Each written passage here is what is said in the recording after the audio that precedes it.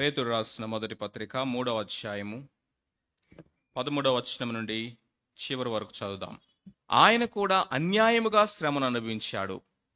ఆయన కూడా శ్రమ పడటం ద్వారా ఏ విధముగా మహిమను పొందాడు.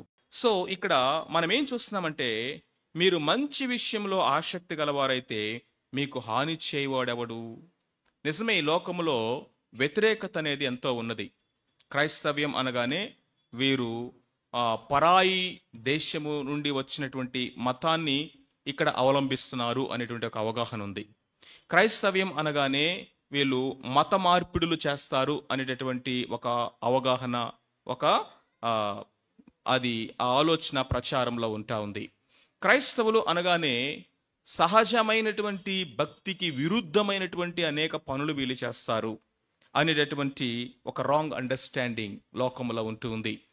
క్రైస్తవ్యం అనగానే ఇది ఆంగ్లేయ దేవుడు, లేకపోతే మనల్ని బానిసలుగా చేసి అనేక సంవత్సరాలు దోచుకున్నటువంటి ఇంగ్లీషు వాళ్ళ దేవుడు ఈయన.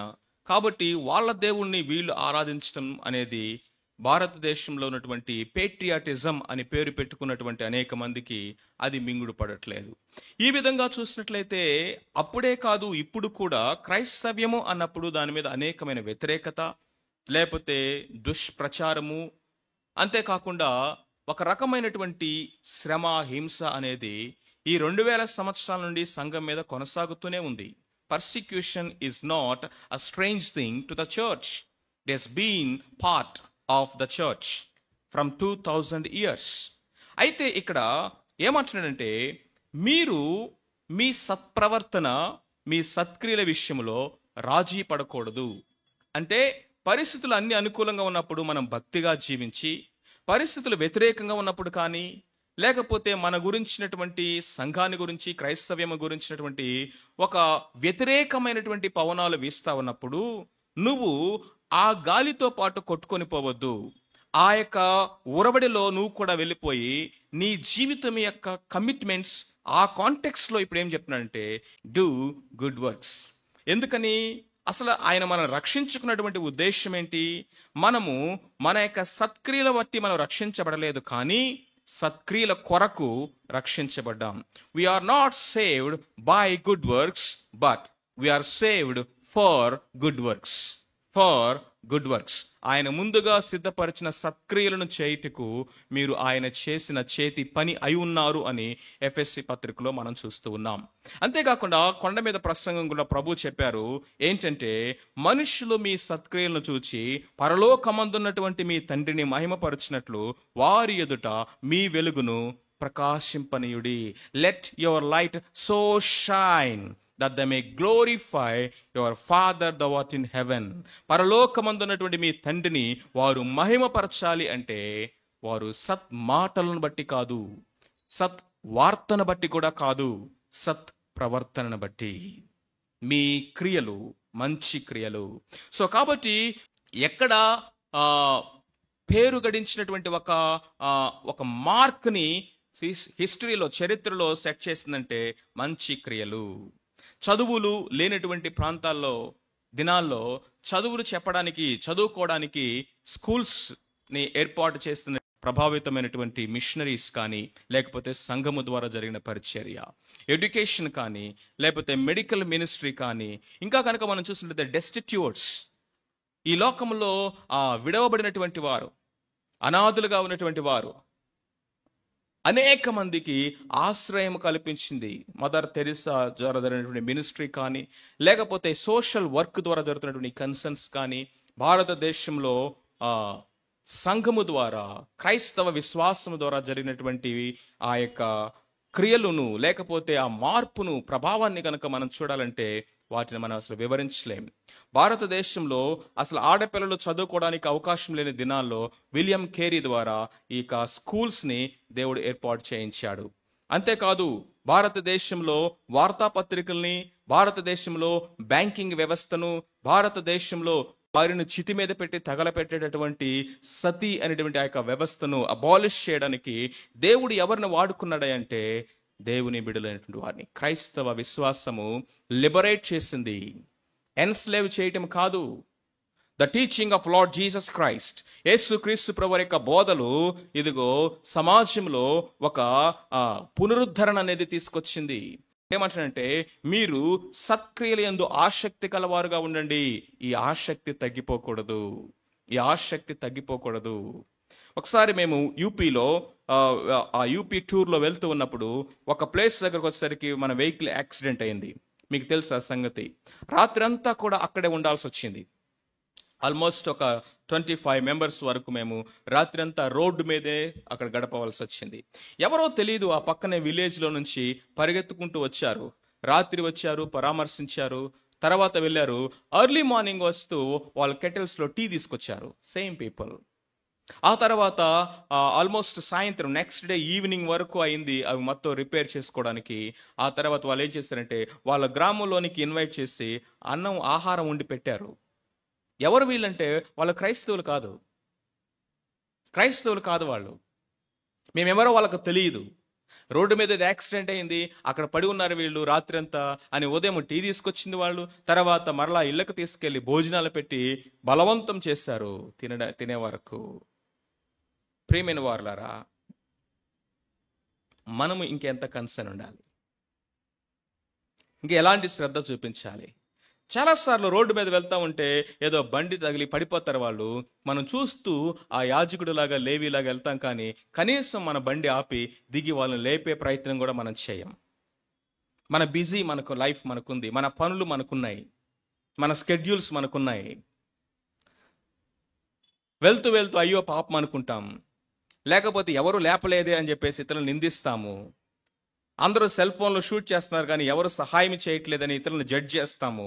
కానీ మన బండి మాత్రం ఆగదు, మనం మాత్రం దిగం. 21st century లేవీడు, యాజకుడు వీడు. What the Bible is asking for is good Samaritan. ఆ గుడ్ సమారిటన్ తన ప్రయాణం షెడ్యూల్ మార్చుకున్నాడు, ప్రయారిటీస్ మార్చుకున్నాడు, తన దగ్గర ఉన్నటువంటి ఆస్తి ఇచ్చేశాడు, సమయం ఇచ్చాడు, తన యొక్క ప్రేమనిచ్చాడు, తన యొక్క గాడిదనిచ్చాడు, తనతో తెచ్చుకున్న వనరులు ఇచ్చేశాడు. వారెన్ వెస్బీ దైవజనుడు అంటాడు, చివరికి తనను తానే తనకిచ్చేసుకున్నాడు.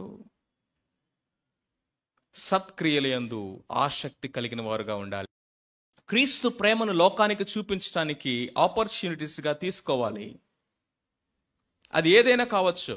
న్యాచురల్ కెలామిటీస్ వచ్చినప్పుడు, కరోనా లాంటి పరిస్థితులు ఎదురైనప్పుడు, లేకపోతే ఏమైనా రాయట్స్ జరిగినప్పుడు, మణిపూర్ లాంటి పరిస్థితుల్లో, are we taking part in their pain? Are we shedding their tears? Are we experiencing their sorrow? సత్క్రియలయందు ఆసక్తి కలవారైన యెడల మీకు హాని చేయవాడు ఎవడు? మీరు ఒకవేళ నీతి నిమిత్తము శ్రమ పడినను మీరు ధన్యులే. చూడండి, బైబిల్లో ధన్యతల గురించి మీరు చాలా వినుంటారు. యెహోవాను దేవుడుగా గల జనులు ధన్యులు. నీటి కాలువలు ఎరున నాటబడి ఆకువాడక తన కాలమందు ఫలమిచ్చేవాడు ఎవరు? యెహోవా ధర్మశాస్త్రంలో ఆనందించేవాడు ధన్యుడు. ఆయన మందిరములో నివసించేవాడు ధన్యుడు. ఆయన చేత బలమునందువాడు, చెప్పండి, మీకు ఒకే ఆన్సర్ కదా, నాకు మల్టిపుల్ ఆన్సర్స్. ధన్యుడు. ఆయన చేత నిర్దోషిగా ఎంచబడిన వాడు ధన్యుడు.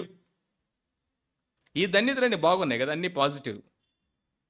కానీ ఈ ధన్యతను కూడా ఆలోచించాలి. ఏంటంటే, నీతి నిమిత్తము మీరు హింసింపబడినప్పుడు మీరు ధన్యులు. మనుషులు మిమ్మల్ని నిందించి, హింసించి, దూషించి మీ మీద చెడ్డ మాటలల్లా పలికినప్పుడు మీరు ధన్యులు. సంతోషించండి, ఆనందించండి, గంతులు వేయండి. పరలోకమందు మీ ఫలము అధికమగును. పూర్వమందుండిన ప్రవక్తలకును వారు అలాగునే చేసి ఉన్నారు. నీతి నిమిత్తము హింసింపబడటము, this is a higher degree of spirituality. కంటికి కన్ను, పంటికి పను. మంచి చేస్తే మంచి చేస్తా, మేలు చేస్తే మేలు చేస్తా, నువ్వు కీడు చేస్తే నేనేంటో చూపిస్తా. ఆ విధమైనటువంటి ఒరవడిలోకి వచ్చేసింది క్రైస్తవ విశ్వాసం ఈరోజు. నువ్వు ఒక మాట అంటే నేను అనలేనా? తిరిగి మరలా నీ యొక్క బండారం అంతా బయట పెట్టలేనా? నేను తక్కువ అనుకున్నావా? క్రైస్తవ విశ్వాసం అంటే తక్కువ అనుకున్నావా? Somehow this spirit is working rampantly in social media. కానీ బైబిల్ దేవుని యొక్క వాక్యం మనకు రిపీటెడ్గా సఫరింగ్, శ్రమల్లో, అవమానం వచ్చినప్పుడు, అన్యాయముగా మీరు ట్రీట్ చేయబడతా ఉన్నప్పుడు, లేకపోతే ఒక హేట్రెడ్ అనేది వెళ్తా ఉన్నప్పుడు ఏ విధముగా ఆది సంఘములో ఉన్నటువంటి విశ్వాసులు వారు ప్రవర్తించారు, ఏ విధముగా సేవకులు వారికి బోధించారు, క్రీస్తు ప్రభు మాదిరి చూపించారో మనం back to the basics, go to the word of God, the Bible, and take the patterns from here. ఇక్కడ కనుక మనం చూస్తే ఏమంటున్నాడంటే, మీరు శ్రమపడినను మీరు ధన్యులే, వారి బెదిరింపులకు భయపడకుడి, సాత్వికముతో సమాధానం చెప్పాలి. రెండవది భయముతో, దేవుని భయముతో. ప్రతి మాట దేవుడు వింటున్నాడు. నీ లాంగ్వేజ్ని, నీ బాడీ లాంగ్వేజ్ని రెండింటినీ దేవుడు చూస్తా ఉన్నాడు. నీ ఇంటెన్షన్ని, నీ ఇంటెన్సిటీని కూడా దేవుడు చూస్తా ఉన్నాడు. With what intention you are speaking, with what intensity you are speaking, your language and the body language, both attitude and actions, both. సమాధానం అయితే చెప్పడానికి సిద్ధ మనసుతో ఉండాలి. నీ హృదయంలో ప్రభువుని, క్రీస్తుని ప్రభువుగా ముందు ప్రతిష్ఠించు. అది ఫస్ట్ జరగాలి. ఎప్పుడైతే మన హృదయంలో క్రీస్తుని ప్రభువుగా ప్రతిష్ఠించడం అనేది, ఆయన లార్డ్షిప్ కిందకి రావడం అనేది మనం చూస్తామో, దేవుని భయం అనేది అలవాటు అవుతుంది. అప్పుడు ఇతరులతో మనం మాట్లాడినప్పుడు, సమాధానం అడిగి వాళ్ళకి చెప్పవలసి వచ్చినప్పుడు ఎలా చెప్తామట?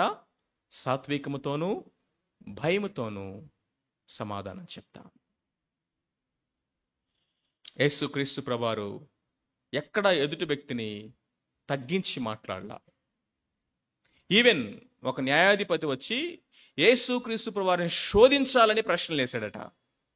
యేసు క్రీస్తు ప్రభువారిని శోధించడానికి, ఇరికించడానికి ప్రశ్నలు వేస్తే ఆయన చాలా సింపుల్గా ఆయన ఇరికించేశాడు.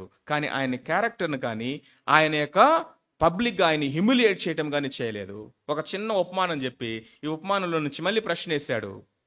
నా పొరుగువాడు ఎవడు అంటే గుడ్ సమారిటన్ స్టోరీ చెప్పాడు. ఇప్పుడు పొరుగువాడు ఎవడని నువ్వు అనుకుంటున్నావు? రైట్ ఆన్సర్ వచ్చింది. ఓకే, డూ లైక్ వైస్ అన్నాడు. అంతే. అతని ఇంటెన్షన్స్ తెలుసు, అతని మోటివ్స్ తెలుసు, అతను ఏ ఉద్దేశంతో అడుగుతున్నాడో తెలుసు. బట్ స్టిల్ శాస్త్రులు, పరిసయ్యులు వచ్చి అనేక సార్లు యేసు క్రీస్తు ప్రభువుని కావాలని గుచ్చి అడిగారు. ఆయన చాలా సహనంతో వాళ్ళకి సమాధానం చెప్పాడు. కొన్ని సార్లు వాళ్ళ హృదయ కాఠిన్యాన్ని చూసినప్పుడు ఆయన సింపుల్గా ఒక ప్రశ్న వేశాడు వాళ్ళకి. అంతే, నోరు మూసుకుని వెళ్ళిపోయారు. అంతేగాని వారు ప్రశ్నలు వేసడానికి వచ్చినప్పుడు యేసుక్రీస్తు ప్రభువారి దగ్గరికి వాళ్ళు హ్యూమిలియేట్ చేయలా, క్యారెక్టర్ని అసాసినేట్ చేయలా, నీకు ఇది కూడా తెలీదా అని అనలా. మాదిరి, యేసుక్రీస్తు ప్రభువారి యొక్క మాదిరిని. ఈ రోజుల్లో యూట్యూబ్ డిబేట్స్ కనుక మనం చూస్తూ ఉంటే ద స్పిరిట్ ఆఫ్ మీక్నెస్ అనేది ఎక్కడ కనబడట్లేదండి. దేవుని భయం కనబడట్లేదు. వాటిని ఈ యవ్వన తరము చాలా మంది ఉద్రేకపూర్వకంగా వాటిని వెంబడిస్తూ వాటిని ఫాలో అవుతున్నారు. జాగ్రత్త, that is not the right spirit. ఇంకొక విషయం చెప్పనా, ఏదైనా ఒకరు అడిగినప్పుడు నీకు తెలియకపోతే నాకు తెలియదు అని చెప్పటం the honest answer, truthful answer. ఎందుకంటే దేవుని గురించిన విషయాలు ఎవరికి అన్నీ తెలియదు. ఆ అనంతుడైన దేవుని గురించి ఎవడు సంపూర్ణంగా అర్థం చేసుకోలేడు. మీ బంధువులు వచ్చి ఎవడుగుతారు, ఇవడుగుతారు. మీకు థియాలజీ అంతా తెలియాల్సిన అవసరం లేదు. ఇంకా దాని గురించి మీకు ఎక్కువగా అర్థం అవ్వాలనుకోండి, మా అన్న దగ్గర తీసుకెళ్తారండి, వాళ్ళు చెప్తారు మీకు.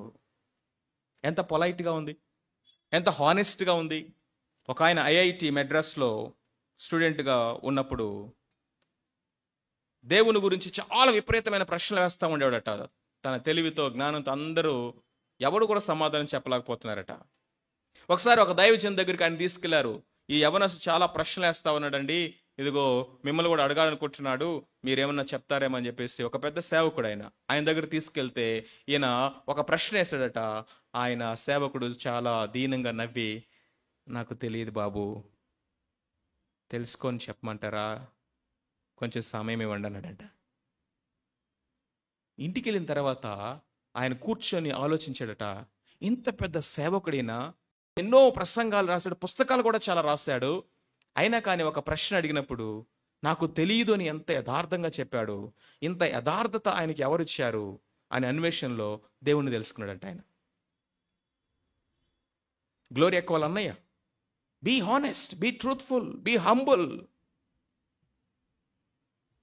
సత్క్రియల యందు ఆసక్తి కలిగిన వారుగా ఉండండి, సమాధానం ఇవ్వడానికి సిద్ధపడండి. రెండవది, సమాధానం ఇవ్వడానికి సిద్ధంగా ఉండాలి అంటే నువ్వు సిద్ధపాటు కూడా కావాలి. దేవుని వాక్యాన్ని మనం అందరం నేర్చుకోవాలి ఆసక్తిగా. ఈ లోకంలో ఎదురేటువంటి ప్రశ్నలేంటి? మీరు ఎందుకు చేయరండి, ఇలా ఎందుకు ఉండరండి, అలా ఎందుకు ఉండరని లోకముని ఇన్ని ప్రశ్నలు అడుగుతా ఉంటే నాకేమి తెలియదండి అని ఎట్లా కూర్చుంటావు? ఈ బాధ్యత లేదా నీకు? నేర్చుకోవాల్సిన బాధ్యత, తెలుసుకోవాల్సినటువంటి బాధ్యత.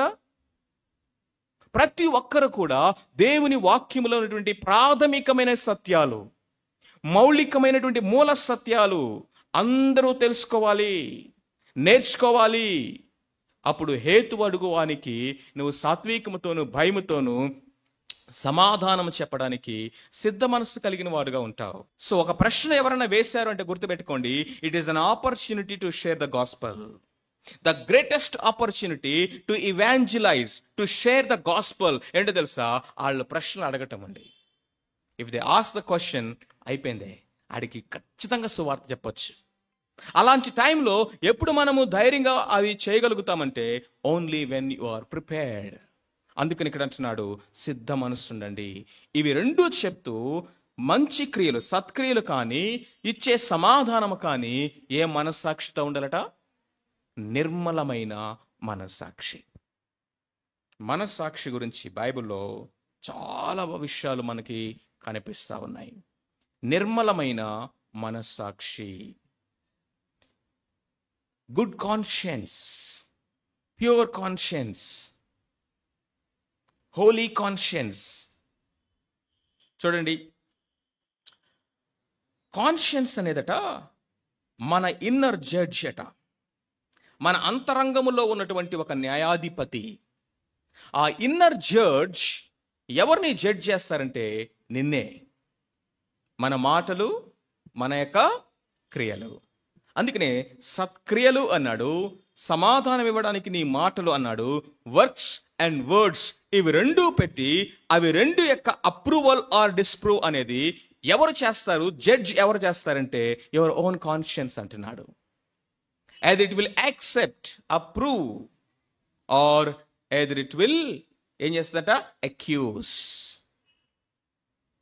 రోమిలికి రాసిన పత్రిక 2వ అధ్యాయం 14-15 వచనాలు చదవండి. హృదయం మీద రాయబడిన ధర్మశాస్త్రము. అయితే గుర్తుపెట్టుకోండి, ధర్మశాస్త్రం అంటే ఒక విండో లాంటిది. పైకప్పంతా కంప్లీట్ క్లోజ్ ఉంది. ఆ ఇంట్లోకి సన్లైట్ రావాలంటే ఒకే ఒక మార్గము, చిన్న విండో, దానికి ఒక గ్లాస్ ఉంది. ఇప్పుడు ఆ గ్లాస్లో నుంచి, ఆ చిన్న విండోలో నుంచి ఆ ఇల్లంతటికి కూడా వెలుగు వెళ్తా ఉంది. ఒకవేళ బయట నుంచి వెలుగు ఉన్నా కానీ ఆ ఇంట్లోకి వెలుగు రావట్లేదు అంటే కారణం ఏంటి? ఆ విండోకి ఉన్నటువంటి గ్లాస్ ఏమైంది? బ్లర్ అయింది. డర్ట్, డస్ట్, మడ్, బ్లర్ అయిపోయింది. వెలుగు ఉన్నది కానీ ఆ వెలుగు లోపలికి వెళ్లకుండా ఇది అడ్డుకుంటా ఉంది. మనస్సాక్షి మలినమైపోతే, మనస్సాక్షి కఠినమైపోతే, మనస్సాక్షి అనేది వాత వేయబడిందిగా అయిపోతే, ధర్మశాస్త్రము లోపల ఉన్నా కానీ, వాక్యము బయట ఉన్నా కానీ, సత్యమనే వెలుగు ప్రకాశిస్తూ ఉన్నా కానీ ఆ వెలుగు హృదయం లోపలికి వెళ్ళదట. అందుకనే మన మనస్సాక్షిని ఎప్పుడు కూడా క్లియర్ చేసుకొని దెన్ దే కెన్ డ్రైవ్ కాన్. ప్రతిరోజు ఈ అద్దాన్ని క్లీన్ చేయి, ఈ మనస్సాక్షిని శుద్ధి చేయి. ఏం చేస్తున్నావు? ఏం చూస్తున్నావు? ఏం మాట్లాడుతున్నావు? ఎవరితో స్నేహం చేస్తున్నావు? ఏ విధమైనటువంటి జీవితాన్ని రహస్యంగా నువ్వు జీవిస్తా ఉన్నావు? ఎవరికి తెలియదు అనుకున్నావా అని లోపల నుంచి ఒక స్వరం వినపడట్లేదా నీకు? లోపల నుంచి నిన్ను నీ గద్దిస్తున్నటువంటి ఒక గద్దింపు స్వరం వినపడట్లేదా? నువ్వు చేసింది రైటా రాంగా అని లోపల నుంచి ఒక జడ్జి న్యాయ సింహాసనం మీద కూర్చొని తీర్పు తీర్చినట్లుగా నీకు తీర్పు తీర్చట్లేదా? ఆ స్వరాన్ని గనక నువ్వు వినటం మానేస్తే, ఆ స్వరాన్ని కనుక లోబడటం గనక మానేస్తే, నువ్వు వాత వేయబడిన మనస్సాక్షి వస్తుంది. ఇంకా అద్దం బ్లర్ అయిపోతుంది, వెలుగు లోపలికి వెళ్ళదు, హృదయము జీవితం అంతా చీకటమయమైపోతుంది. జాగ్రత్త. మంచి మనస్సాక్షి. తీతుకు రాసిన పత్రిక 1వ అధ్యాయము 15వ వచనం ఏంటంట? అపవిత్రమైన మనస్సాక్షి. This is defiled conscience. అపవిత్రపరచబడిన మనస్సాక్షి, వారి మనస్సును వారి మనస్సాక్షియు అపవిత్రమైపోయినది. తిమోతికి రాసిన 1వ పత్రిక 4వ అధ్యాయం 2వ వచనం చదవండి. వాత వేయబడిన మనస్సాక్షి, నిర్మలమైన మనస్సాక్షి, నిర్దోషమైన మనస్సాక్షి కలిగిన వారుగా మనం ఉండాలి. లోకములో ఉన్నటువంటి వారు అపవిత్రమైన మనస్సాక్షి, ఇదేట వాత వేయబడిన మనస్సాక్షి. ఈ మనస్సాక్షి సెన్సిటివ్నెస్ ను పోగొట్టుకుంటుంది, ఇంకా పని చేయదు. బాగా కాల్చినటువంటి రాడ్ కనుక చేయి మీద పెట్టారనుకోండి, ఏమవుద్ది? గాయం వస్తుంది. ఆ గాయం మానిన తర్వాత అక్కడ చర్మము చాలా తిక్కుగా ఏర్పడుతుంది. ఆ దాని మీద మరలా వాత వేయండి, ముందు పడిన గాయం కంటే ఇప్పుడు తక్కువ ఇంటెన్సిటీతో గాయం అవుతుంది. అది తగ్గిన తర్వాత థిక్నెస్ ఇంకా పెరుగుతుంది. 3వసారి మరలా వాత వేయండి, 4వసారి మరలా వాత వేయండి, 5వసారి అదే గాయం మీద వేయండి. ఒక 10 టైమ్స్ వేసిన తర్వాత అది ఎంత థిక్ అయిపోతుందా ఆ చర్మం అంటే, మరలా నువ్వు వాత వేస్తే ఇప్పుడు నీకు స్పర్శే రాదట. అది వాత వేయబడిన మనస్సాక్షి అంటే. Seared conscience, defiled conscience. దేవుని వాక్యం అనేటువంటి ఆ యొక్క అగ్ని నిన్ను శుద్ధి చేయడానికి దేవుడు తన వాక్కును నీకు ఇస్తా ఉంటే ఆ వాక్యం ఇక పనిచేయదు.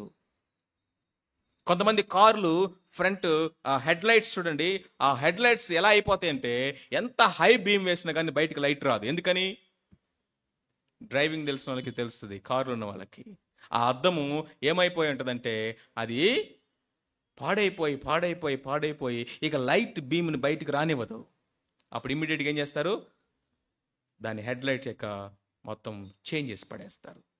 అది ఎప్పుడైతే నిర్మలంగా ఉంటుందో, క్లీన్గా ఉంటుందో, లైట్ బ్యూటిఫుల్గా బయటకు వస్తుంది. Clean conscience. హెబ్రీయులకు రాసిన పత్రిక 10వ అధ్యాయం 22వ వచనం చదవండి. కల్మషము కలిగిన ఈవిల్ కాన్షియన్స్ అన్నాడు ఇక్కడ. Evil conscience. ఈ లోకంలో మనం చూసినట్లయితే ఎన్ని రకాల మనస్సాక్షులను చూడండి. Defiled conscience, seared conscience, evil conscience. వాత వేయబడిన మనస్సాక్షి, అపవిత్రపరచబడిన మనస్సాక్షి. అక్కడ ఏమని చూస్తున్నాము హెబ్రీలో? కల్మషంతో కూడిన మనస్సాక్షి.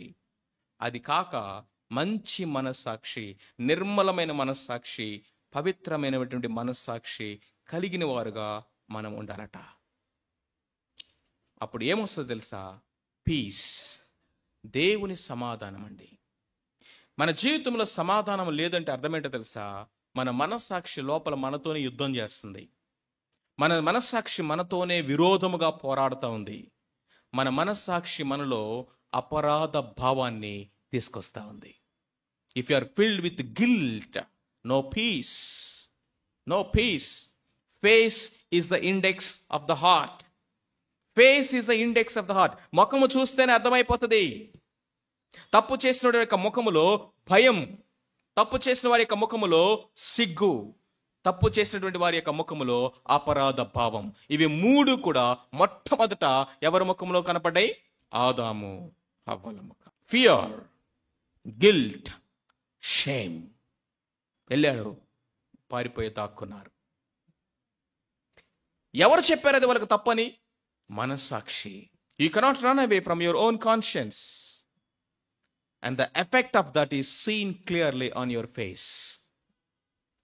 ముఖములో ఆ నిర్మలమైనటువంటి, నిష్కల్మషమైనటువంటి నిర్దోషత్వము కనిపించినప్పుడట ఆ ముఖము రేడియంట్ లాగా వెలుగుతూ ఉంటుందట. ఇప్పుడే కదా చూసాము, ఆ లైట్ బీమ్ అనేది అద్భుతంగా బ్యూటిఫుల్గా బయటికి ఎమిట్ అవుతూ ఉంటుంది. ఆ ముఖము మీద సంతోషం లేదు, సమాధానం లేదు, కళ అంటారు కదా, ముఖంలో కళలేదు అంటే అర్థమేంటో తెలుసా? హృదయములో ఏముంది? కల్మషం ఉంది. మనస్సాక్షి ఏం చేస్తుంది? నువ్వు తప్పు చేస్తున్నావు, నీ బ్రతికిలా ఉందని అది నిన్ను నేరారోపణ చేస్తూ నిన్ను దోషిగా కోర్టులో నిలబెట్టేసింది ఆల్రెడీ. అందుకంటాడు దేవుని సమాధానం మన హృదయంలో నిలబడాలంటే నీ మనస్సాక్షిని క్లీన్గా కాపాడుకో.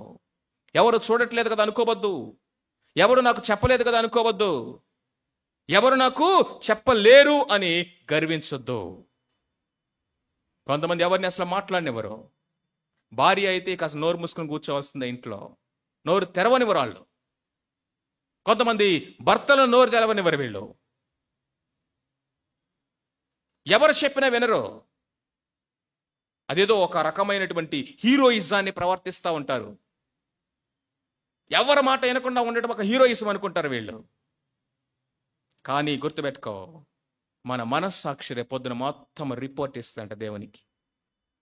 It will take the whole report. మనుషులు ఎదుట, దేవుని ఎదుట నా మనస్సాక్షిని ఎలాగట నిర్దోషమైన మనస్సాక్షిగా ఉండినట్లు సాధకము చేసుకొనుచున్నాను. ప్రతిరోజు మనము అకౌంట్ క్లియర్ చేసుకోవాలట. ప్రతిరోజు మన టేబుల్ మీద వర్క్ క్లియర్ చేసుకుని ఆఫీస్ నుంచి ఇంటికి వెళ్ళినట్టుగా ప్రతిరోజు మనము ఆ పడకలకి వెళ్తున్నప్పుడు మోకరించి ప్రార్థన చేసుకొని, ప్రభువా ఇదిగో ఈరోజు నా జీవితం ఎలా ఉంది చెక్ చేసుకోండి. పొద్దున్నే లేచేసరికి మన మనస్సాక్షి క్లియర్గా ఉండాలి. పరిశుద్ధత అంటే పాపము లేని స్థితి కాదు. పరిశుద్ధత అంటే నేరారోపణ లేని మనస్సాక్షి కలిగి జీవించటం. బ్లేమ్లెస్నెస్, నాట్ సిన్లెస్నెస్. బ్లేమ్లెస్నెస్. ఇవి చెప్తూ కిందకొస్తూ ఏమంటున్నాడంటే నిర్మలమైన మనస్సాక్షి, సత్ప్రవర్తన, ఈ రెండు కలిసినప్పుడు ఏమవుతుందంటే అద్భుతమైన సాక్ష్యం. ఆ సాక్ష్యమే అపలోగియా. ఆ సాక్ష్యం ఏంటి? నిర్మలమైన మనస్సాక్షి కలిగి, సత్క్రియలందు ఆసక్తి కలిగి, ఒకవైపు నీ క్రియల ద్వారా, మరొక నీ సాత్వికముతో కూడిన మాటల ద్వారా, రెండిటి ద్వారా నువ్వు లోకానికి క్రీస్తు ప్రభువుని చూపించాలి. సో అన్యాయంగా శ్రమ పడితే పర్వాలా, అన్యాయముగా నువ్వు అక్రమంగా ఈ లోకము నిన్ను శ్రమ పెడతా ఉంటే నువ్వు ధన్యుడివే. నీతి నిమిత్తము శ్రమ పడిన మీరు ధన్యులే అంటున్నాడు. మేలు చేసే శ్రమ పడటం ఏంటండి? నేను కీడు చేస్తే శ్రమ పడ్డాను, దాంట్లో గొప్ప ఏముంది? తప్పు చేశాను కాబట్టి శిక్ష అనుభవించాను, గ్రేట్నెస్ ఏముంది? దాంట్లో గొప్ప ఏముంది? దాంట్లో నువ్వు సాక్ష్యం చెప్పుకోవడానికి ఏముంది? ఇంకా బుద్ధి తెచ్చుకోవాలి, దాని నుంచి బుద్ధి తెచ్చుకోవాలి, సరి చేసుకోవాలి. కానీ మనము మేలు చేసి కీడు అనుభవించటం, దాని కొరకు మీరు పిలువబడితే అన్నాడు ముందు. ఇక్కడికి వచ్చి ఏమంటున్నాడు? అది బహు మంచిది. ఇప్పుడు రండి 18 నుంచి 22 వరకు యేసు క్రీస్తు ప్రభువారి యొక్క ఎగ్జాంపుల్ని చూపిస్తున్నాడు. దాన్ని చూసుకుని మనము ప్రార్థన చేసుకుందాం. చూడండి, దేవుని చిత్తం అలాగున్న ఎడల కీడు చేసి శ్రమపడుట కంటే మేలు చేసి శ్రమపడుటయే బహు మంచిది. That is the context. ఆ కాంటెక్స్ట్ లో మిగిలినటువంటి వర్సెస్ ని మనం ధ్యానించుకోవాలి. దాన్ని వివరించడానికి, ఎక్స్ప్లెయిన్ చేయడానికి ఎగ్జాంపుల్ను వాడుతున్నాడు. ఎవరు ఎగ్జాంపుల్ అది? 18వ వచనం, ఏలయనగా మనల్ని దేవుని యొద్దకు తెచ్చుటకు అనీతిమంతుల కొరకు నీతిమంతుడిని క్రీస్తు శరీర విషయమందు చంపబడి, ఆత్మ విషయంలో బ్రతికింపబడి, పాపముల విషయంలో ఒక్కసారే శ్రమపడెను. శ్రమపడింది ఎవరు? చంపబడింది ఎవరు? చెప్పండి. యేసుక్రీస్తు. ఆయన ఎవరు? నీతిమంతుడు. నీతిమంతుడైనటువంటి యేసుక్రీస్తు ఎవరి కొరకు చంపబడ్డాడు? ఎవరి కొరకు శ్రమ పడ్డాడట? అనీతిమంతుల కొరకు. Look at this. అనీతిమంతుల కొరకు నీతిమంతుడు శ్రమ పడటం అనేది క్రొత్త కాదు, వింత కాదు. అది నీకు నాకు సంఘానికి మాత్రమే ఏదో క్రొత్తగా జరుగుతున్నది కాదు. కావాలంటే ఒకసారి చూడండి అని ఇప్పుడు సిలువ దగ్గర తీసుకెళ్తున్నాడు. యేసుక్రీస్తు ప్రభువారి యొక్క లైఫ్ ని, ఆయన డెత్ ని చూపిస్తా ఉన్నాడు. అనీతిమంతులైనటువంటి వారి కోసము నీతిమంతుడైన యేసుక్రీస్తు ఆయన శ్రమపరచబడ్డాడు, చంపబడ్డాడు. అంతేకాదు సిలువ మరణాన్ని ఆయన పొందాడు. ఎందుకంటే రిజల్ట్ ఏంటి? అవుట్కమ్ ఏంటి? నా ప్రశ్నలు మీరు చాలా జాగ్రత్తగా ఫాలో అవ్వాలి. నేను వాక్యాన్ని డైసెక్ట్ చేస్తున్నాను, ముక్కలు చేస్తున్నాను, అప్పుడే జాగ్రత్తగా అర్థం చేసుకోగలం. ఇప్పుడు అసలు కాంటెక్స్ట్ ఏంటి? అక్కడ వివరించాల్సినటువంటి సత్యం ఏంటి? 17వ వచనం. What is the truth he wanted to explain? 17th verse చదవండి. కీడు చేసి శ్రమ అనుభవించడం కాదు, మేలు చేసి శ్రమ అనుభవించటము బహు మంచిది అంటున్నాడు. ఒరి నాయన, ఇది ఎక్కడ అర్థం చేసుకోవాలి దీన్ని? అసలు మనకు డైజెస్ట్ అవ్వట్లేదు, మింగుడు పడట్లా, ట్రూత్ అంగీకరించడం కష్టం అవుతుంది. కాబట్టి ఏం చేస్తున్నాడంటే ఒక స్ట్రాంగ్ ఎగ్జాంపుల్ నీ దగ్గర తీసుకొస్తున్నాడు. ఆ స్ట్రాంగ్ ఎగ్జాంపుల్ ఎవరిదంటే ప్రభు అయిన యేసుక్రీస్తు వారిది. యేసుక్రీస్తు ప్రభువారు ఎవరి కొరకు హింసించబడి ఆయన చంపబడ్డాడు? నీతిమంతుడైన యేసు ప్రభువారు అనీతిమంతులైనటువంటి వారి కోసము. సో కాబట్టి యేసుక్రీస్తు ప్రభువారు శ్రమ పడింది. ఆయన ఏదైనా తప్పు చేశా? ఆయన పాపం చేశా? ఆయనలో అక్రమము అన్యాయం ఏమన్నా ఉంది కాబట్టి ఆయన శ్రమ పొందాడా? నో. పాపం ఎరుగని ఆయన మన కొరకు పాపముగా చేయబడి శ్రమను అనిపించాడు, నిందన పొందాడు, అన్యాయమైన తీర్పు పొందిన వాడై ఆయన కొనుపోబడ్డాడు. అక్రమమును చేయవారితోటి ఆయన సిలువ వేయబడ్డాడు. ఆయన దూషించి బదులు పలకలేదు. సఫరింగ్ చెప్తున్నాడు ఏంటిట? మనలను దేవుని యొద్దకు తెచ్చుటకు. ద సేమ్ డైరెక్ట్ అప్లికేషన్ ఏంటో తెలుసా? ఒకవేళ గనక నువ్వు నీతి నిమిత్తము శ్రమ పడితే, మేలు చేసి కూడా కీడు అనుభవిస్తే, అన్యాయముగా ఎవరైనా నిన్ను హింసిస్తే సహించు, ఓర్చుకో. క్రీస్తు ప్రభులాగా దాన్ని ఓర్చుకొని సహించు. అప్పుడు ఏమవుతుందో తెలుసా? వాళ్ళు దేవుని దగ్గరికి వస్తారు, దేవుణ్ణి తెలుసుకుంటారు. మనల్ని దేవుని దగ్గరికి తెచ్చుటకు అంటే అక్కడ యేసుక్రీస్తు ప్రభువారు చేసినటువంటి అటోన్మెంట్ కార్యం గురించి ఇక్కడ మాట్లాడుతున్నాడు. దేవుని యొక్క ఉగ్రతను చల్లార్చి మధ్యలో ఉన్న అగాధాన్ని తీర్చి యేసుక్రీస్తు ప్రభువారు మన శిక్షణ భరించడం ద్వారా మనల్ని మధ్యవర్తిగా ఆయన తండ్రి దగ్గర తీసుకుని వచ్చాడు. దేవునితో తండ్రితో సమాధానపరిచాడు. మనం ఆ పని చేయలేము, కానీ క్రీస్తును పోలి జీవించడం ద్వారా ఏమవుతుందంటే, అరే ఈయన ఎంత బాధిపించినా కానీ ఒక్క మాట కూడా అనలేదే నన్ను ఎప్పుడు, ఏంటప్పా ఇది, ఎలా సాధ్యమైంది అని నిన్ను అబ్జర్వ్ చేయడం స్టార్ట్ చేస్తాడు. తట్టుకోలేకపోతే అడిగేస్తాడు. చెప్పు, దేవుని దగ్గరికి తీసుకురా. మనల్ని దేవుని యొద్దకు తెచ్చుటకు ఆ మాట అక్కడ మనం చూస్తా ఉన్నాం. అంతేకాకుండా ఇక్కడ చూసినట్లయితే 19వ వచనం చూడండి. చాలా మంది దాన్ని తికమక అడిదిప్పి ఇంటర్ప్రెట్ చేసి యేసుక్రీస్తు ప్రభువారు పాతాళానికి వెళ్ళాడు, నరకానికి వెళ్ళాడు, అక్కడ ఉన్నటువంటి అవిశ్వాసులకి ఆయన సువార్త చెప్పాడు, అవిశ్వాసులకి గాస్పల్ చెప్పాడంట. అవిశ్వాసులకి గాస్పల్ చెప్పడం ఏంటి? నరకములో పాతాళములో ఆల్రెడీ చచ్చిపోయి యేసుప్రభుని అంగీకరించకుండా ఉన్న వాళ్ళ దగ్గరికి వెళ్ళి యేసుప్రభు సువార్త చెప్పాల్సిన అవసరం ఏంటి? బైబిల్ ఏం చెప్తుంది? మనుషులు ఒక్కసారే మృతి పొందవలను, అటు తర్వాత తీర్పు జరుగును. ఒకవేళ గనక అవకాశం ఉంటే ఆ ధనవంతుడు పాతాళంలో నుంచి ఏడుస్తున్నాడు కదా, తండ్రివైన అబ్రహామా నా దగ్గర లాజర్ను పంపు అంటే అబ్రహాం తండ్రి ఏం చెప్పి ఉండేవాడు? లాజర్ను పంపాల్సిన అవసరం లేదులే, యేసు ప్రభువే వస్తాడు, వచ్చి నీకు సువార్త చెప్తాడు, అప్పుడు దాకా వెయిట్ చేయి అని ఉండేవాడు కదా. అర్థమవుతుందా? ఇక్కడ ఆత్మలు అన్న మాటకు అర్థము, it is not about the souls of unbelievers, it is about the demons. ఇక్కడ తెలుగులో ఇది కొంచెము పై వచనాన్ని కింద వచనాన్ని మిక్స్ చేసి రాశారు, అందుకనే మనకు సరిగా అర్థం కావట్లేదు. నేను ఇంగ్లీష్లో చదివి తెలుగులో ఎక్స్ప్లెయిన్ చేస్తాను, జాగ్రత్తగా వినండి. 18-19.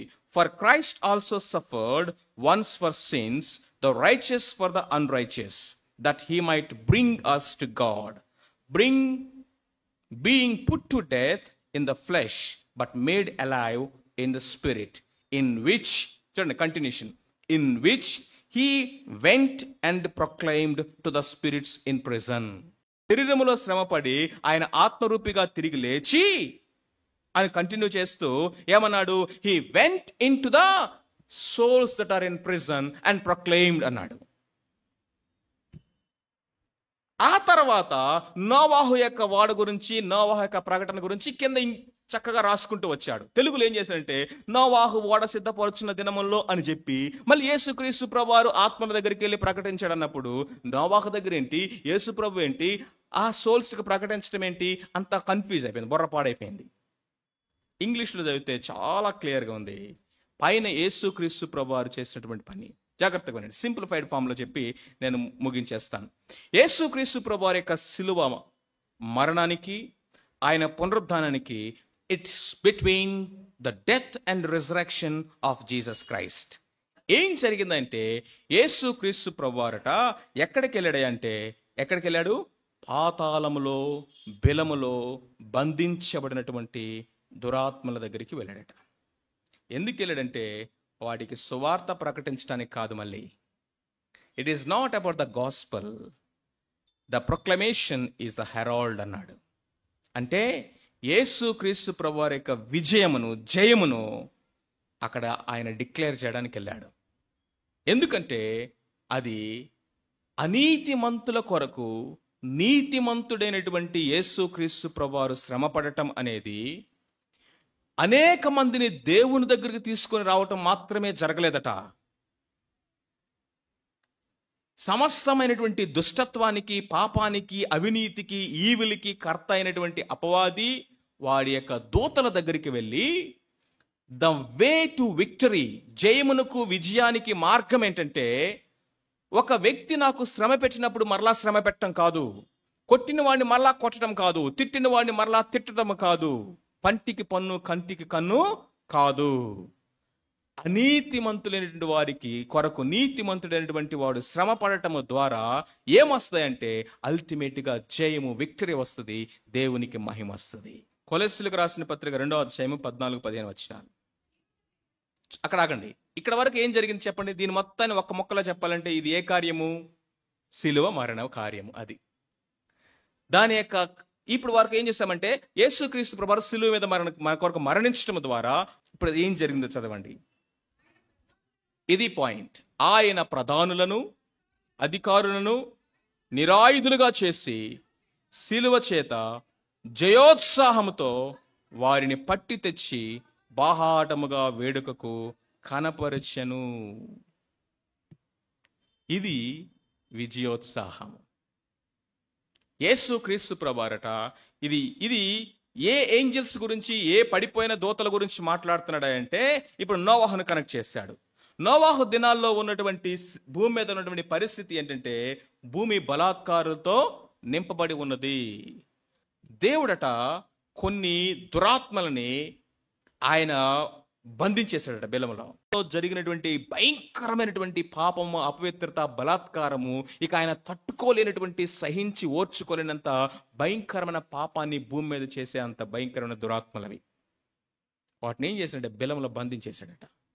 The most heinous, wicked, evil spirits అన్నాడు వాటిని. ప్రకటన గ్రంథం రాయబడింది వాటిని ఒకసారి విడుదల చేస్తాడంట. ఒక్కసారిగా అవి పొగతో నిండినటువంటి బెలములో నుంచి బయటికి రావటం చూశానన్నాడు. అవి ఎప్పుడు వస్తాయో దేనికి బయటికి? మళ్ళీ సంఘం భూమి మీద నుంచి ఎత్తబడిన తర్వాత it will come out in the tribulation period. ఊహించుకోండి ఎట్లా ఉంటుందో, ఊహించుకోండి ఇంకెట్లా ఉంటుందో పరిస్థితి. కొన్ని దురాత్మలు ఉన్నాయి, వాటిని ఇంకా బంధించలా. అంత్య దినం కొరకు అవి విడిచిపెట్టబడ్డాయి. అందుకని యేసు ప్రభు దగ్గరికి వచ్చినప్పుడు అవేమన్నాయి? మా సమయం ఇంకను రాకుండానే మమ్మల్ని బంధించడానికి వచ్చావా అన్నాయి. కొన్ని ఆపరేషన్లు ఉన్నాయి, విడుదల చేస్తున్నాయి, కొన్నిటిని ఆయన అసలు బంధించేసాడంట. దీంట్లో ఏం కనిపిస్తుందంటే దేవుని యొక్క గొప్ప కనికరం కనిపిస్తూ ఉంది. ఇప్పుడు ఆయన ఆత్మల దగ్గరికి వెళ్ళి ఇది ప్రకటించినంటే ఎవరంటే ఈ దురాత్మలు అనమాట. ఏమి ప్రకటించాడంటే హీ డిక్లేర్డ్ విక్టరీ. సిలువ అనేది విక్టిమ్ కాదు, యేసయ్య సిలువ మీద విక్టర్. అయితే మీరు అడగొచ్చు, అన్న ఇంత కాంప్లెక్స్గా ఉన్నటువంటి ఈ థియాలజీని ఈ కాంటెక్స్ట్లో ఎందుకు చెప్తున్నాడు సఫరింగ్లో?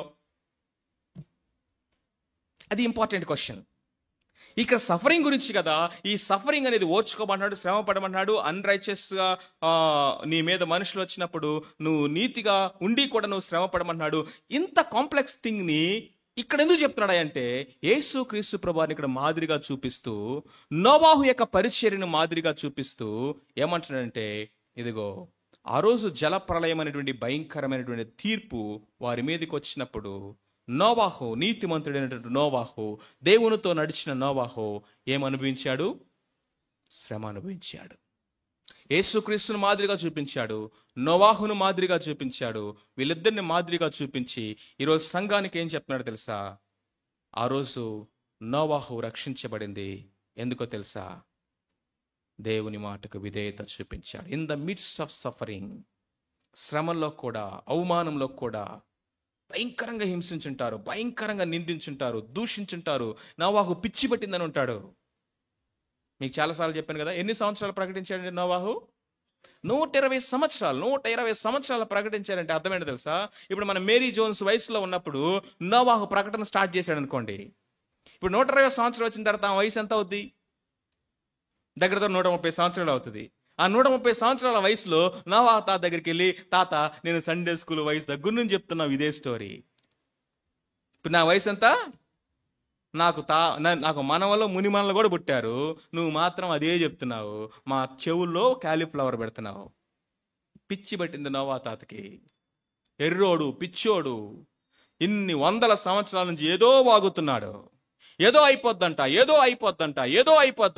లోకంలోకి వెళ్ళి చూడండి, వీళ్ళు క్రైస్తవులందరినీ భయపెడుతున్నారు. ఏదో అయిపోద్ది, పాపం అంటారు, శిక్ష అంటారు, తీర్పు అంటారు, భయం అంటారు, సెకండ్ కమింగ్ అంటారు, ఏదో అయిపోద్దని అందరినీ భయపట్టి హిప్నటిజం చేస్తున్నారు వీళ్ళు. నోవాహు దినముల్లో కూడా అదే జరిగింది. నీతిమంతుడు నోవాహు శ్రమ పడ్డాడు, శ్రమలను ఓర్చుకున్నాడు, సహించాడు, తన కుటుంబమును రక్షించుకున్నాడు. యేసుక్రీస్తుని రక్షణ ఓడ ఇదిగో జలప్రలయము అనేటటువంటి శిక్ష నుంచి తప్పించుకోవడానికి.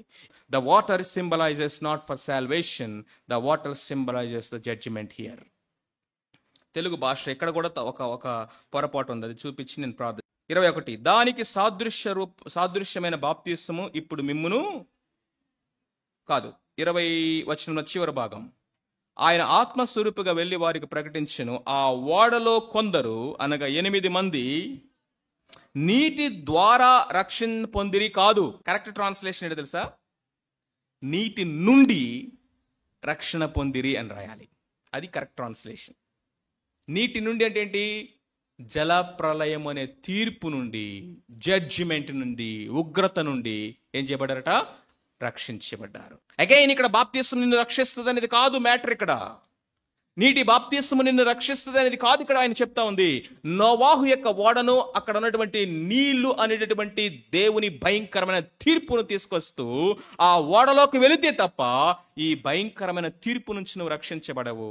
నీతిమంతుడైన నోవాహు వాళ్ళు విన్నా వినకపోయినా చెప్పినట్లుగా చెప్పు, సాత్వికముతో చెప్పు, దేవుని భయముతో చెప్పు, హేతు అడుగు ప్రతి వానికి సమాధానం ఇవ్వు. ఎందుకంటే ఈ రక్షణ ఓడ దగ్గరకు తీసుకురావాలి. ఎందుకంటే నోవాహు దినముల్లో జరిగినట్లుగానే మనిషి కుమారుని దినములో జరగబోతా ఉంది.